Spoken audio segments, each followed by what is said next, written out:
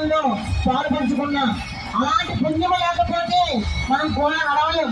అలాంటి పుణ్యము లేకపోతే గోవింద అనలేం. అలాంటి పుణ్యము లేకపోతే తిరువీధి మహోత్సవంలో మనం పాల్గొనలేం. అలాంటి పుణ్యము లేకపోతే కలశాన్ని ఎత్తుకోలేము. అలాంటి పుణ్యము లేకపోతే దీపాన్ని ఎత్తుకోలేము. అలాంటి పుణ్యము లేకపోతే స్వామివారి కూడా ఒక్క అడుగు కూడా వేయలేమట. అటువంటిది ఎన్నో అడుగులు వేసేప్పటికి మనం అటువంటి అడుగులు వేసామంటే మన పాదాలు ఎంత పుణ్యం చేసుకున్నాయో కదా, మన నేత్రం ఎంత పుణ్యం చేసుకున్నాయో కదా, మన కంఠము ఎంత పుణ్యం చేసుకుందో కదా.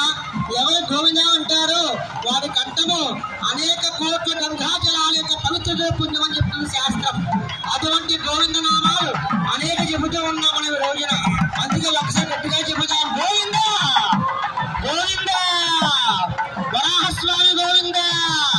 లక్ష్మీ అదిగో చూడండి, అనేక మంది భక్త బృందము స్వామివారి యొక్క దర్శనార్థం కోసం ఇక అందరూ కూడా వెయిట్ చేస్తూ ఉన్నారు. ఎప్పుడెప్పుడు స్వామి వస్తారా? అందుకే భక్తులు కూడా స్వామి అంటారు.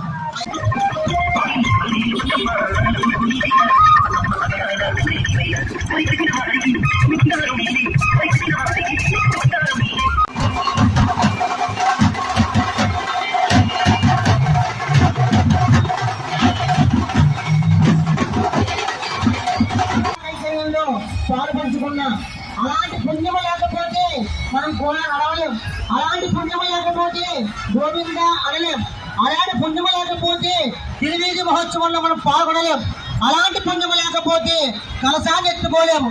అలాంటి పుణ్యము లేకపోతే దీపాన్ని ఎత్తుకోలేము. అలాంటి పుణ్యము లేకపోతే స్వామివారి కూడా ఒక్క అడుగు కూడా వేయలేమట.